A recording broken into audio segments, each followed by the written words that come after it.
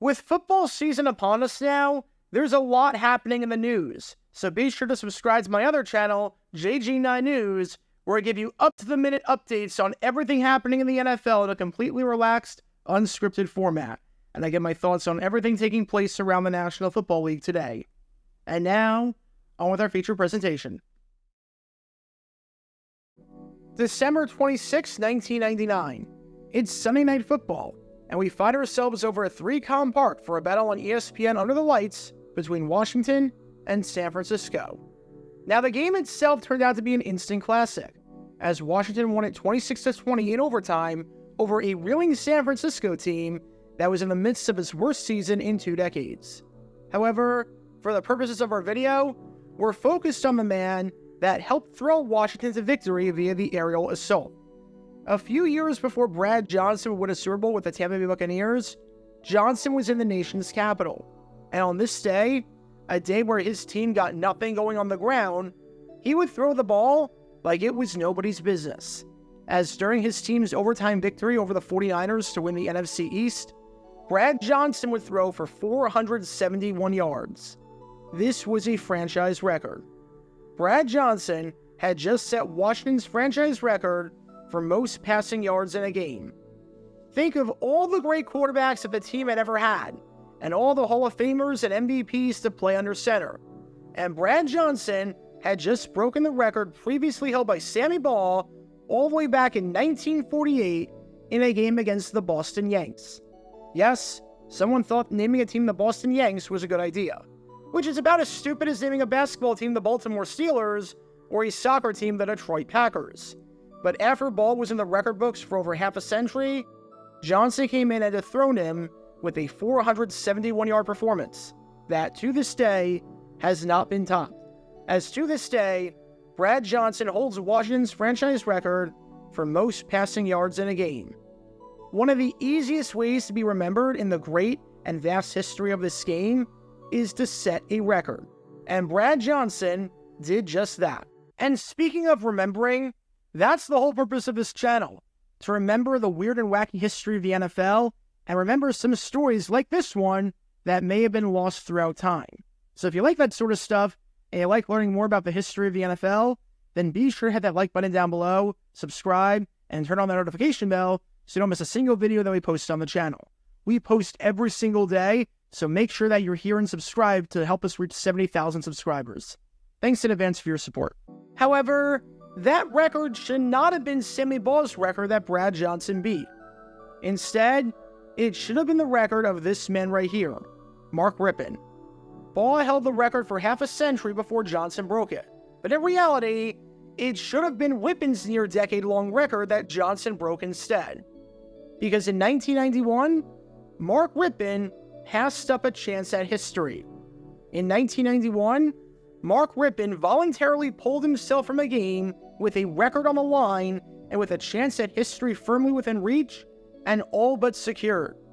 And more than 30 years later, we're taking a deep dive of that decision today for a player to voluntarily bypass a record and take his name out of the history books.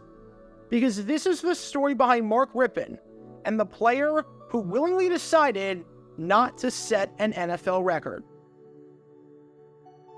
Before I talk about the actual performance in question and the historical aspect of it, we need some context to understand the importance of the game at hand. It's November 10th, 1991. It's week 11 of the NFL season, and as we're firmly in the second half of the year, we've got a battle on our hands at RFK Stadium between Washington and Atlanta. For the main team in our story, Washington, this season has been incredible, as 10 weeks in, Washington looks head and shoulders above the rest of the NFL. They've got the second best offense in football. They've got the second best defense in football. They've got a staggeringly high point differential of plus 156 that towers over everyone else. And they've got an undefeated record, sitting pretty at 9-0. Win this game, and not only do you basically wrap up the division and guarantee yourselves a playoff spot before Thanksgiving, but you maintain your perfect, unblemished record, and you have a chance at doing something that no team had ever done before in a 16-game season, and no team had done since the 1972 Miami Dolphins, who you can learn more about by clicking the card in the upper right corner. And against an Atlanta team fighting for their playoff lives, Washington was on the front foot from the first moments of the contest, as you can probably tell from these highlights. There's bloodbaths, and then there's whatever the heck this was, as midway through the fourth quarter, Washington led it 49-17. Somehow, even though Washington was already a heavy 12-point favorite, they blew that out of the water.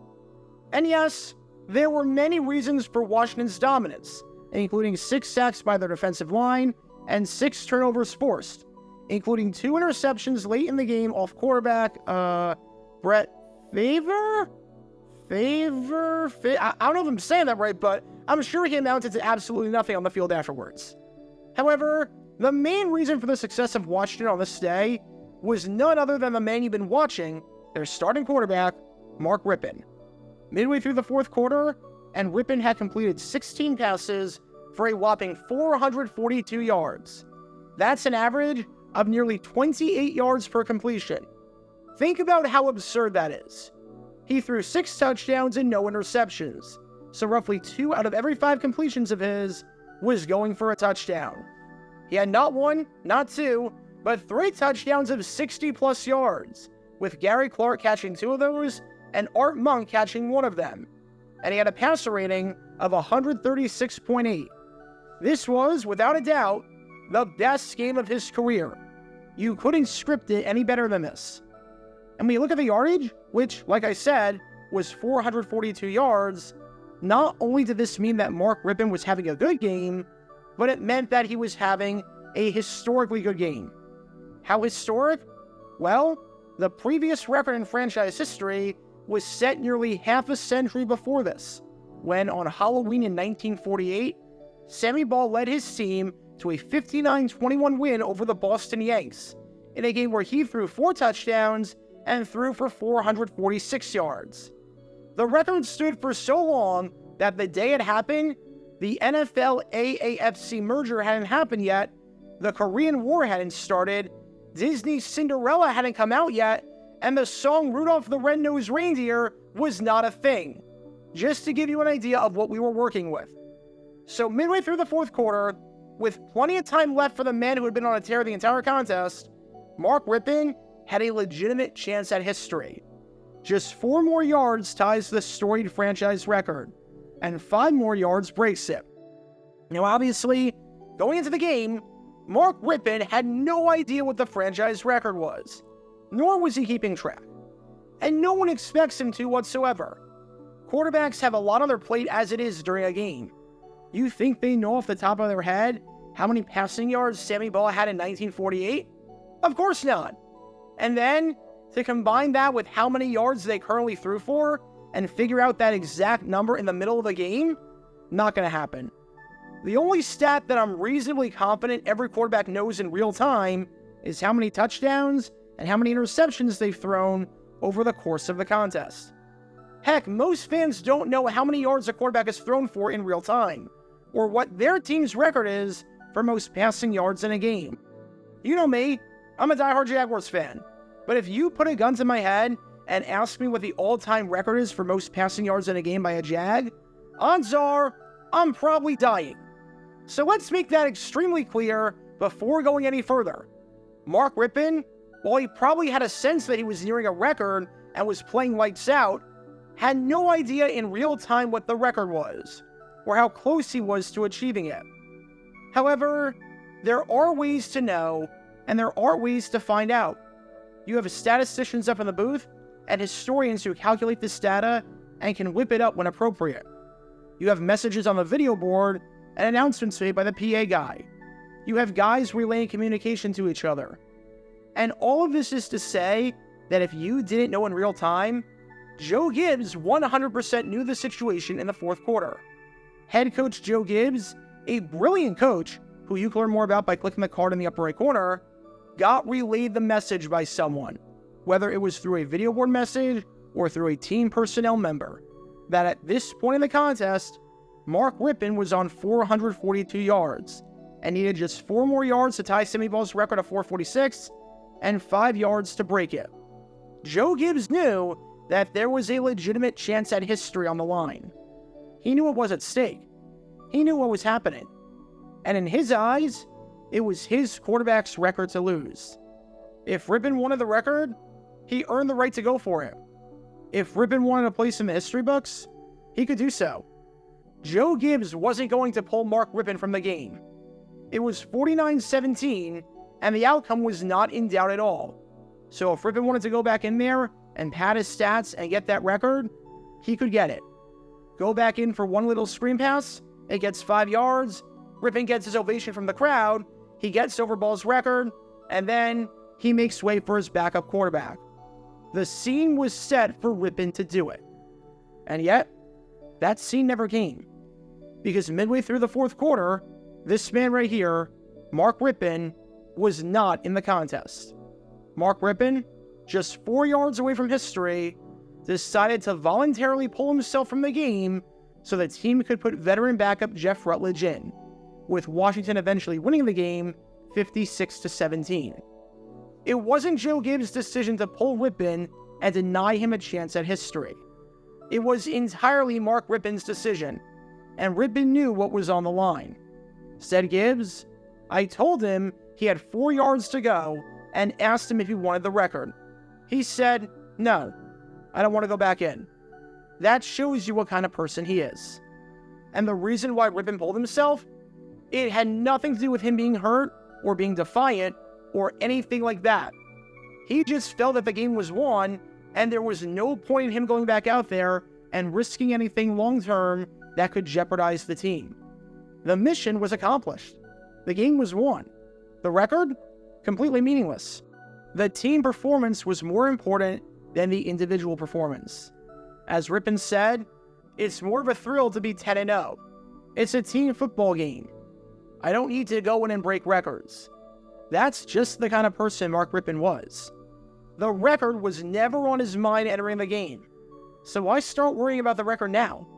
All that mattered was the win, and the win was secured. If the record came, it came, but it was not a pressing issue whatsoever for Rypien. The record could wait. He'd rather win a game and improve his team's chances at winning the Super Bowl. And again, as a reminder throughout all of this was not a situation where the outcome of the game was in doubt and Gibbs was giving Rypien a chance to break the record, even if it potentially jeopardized the outcome of the game. It's not as though this was a 7-point game with 2 minutes left and Atlanta having no timeouts. And instead of taking a knee, Gibbs said that he had no problem if Rypien threw a pass to get into the record books. Washington was up by 32 points in the middle of the fourth quarter, which was a 5-possession game back in 1991, since there was no 2-point conversion at the pro level. It's not as though by attempting a pass, even if the pass was going to be a quick, easy screen or slant pass that wouldn't put him in any danger, Rypien was in danger of getting sacked and suffering a season-ending injury. The Hogs had allowed just 4 sacks all season, and Rypien hadn't been sacked since September in a Monday Night Football game against Philadelphia, which you can learn more about by clicking the card in the upper right corner.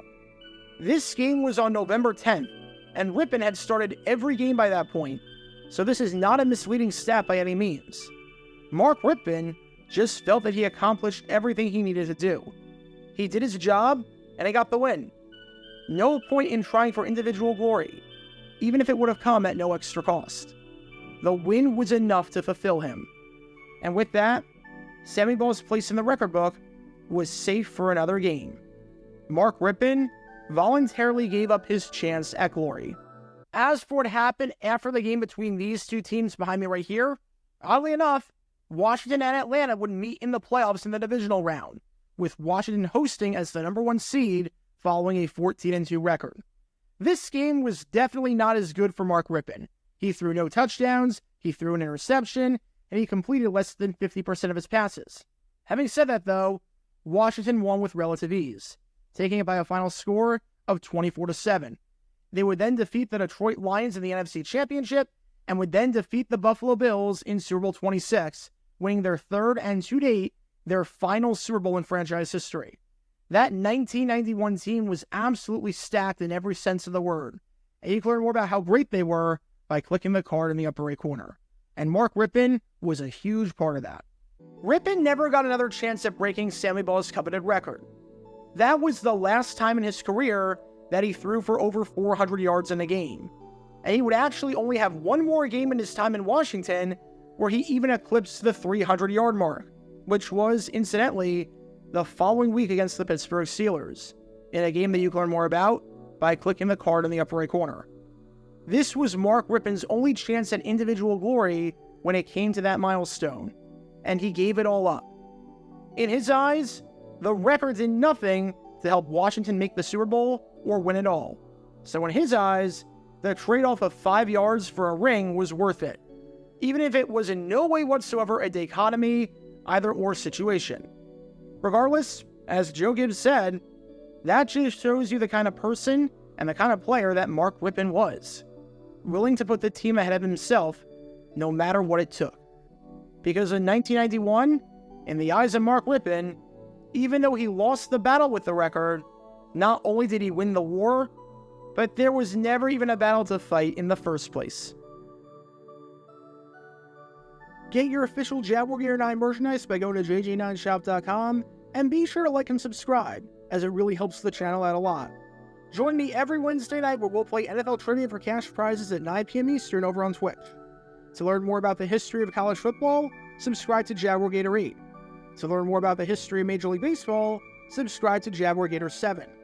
Also, special thanks to all of our Patreon supporters for helping out the channel. Your support is greatly appreciated. See how you can become a patron and request future video topics in the description below.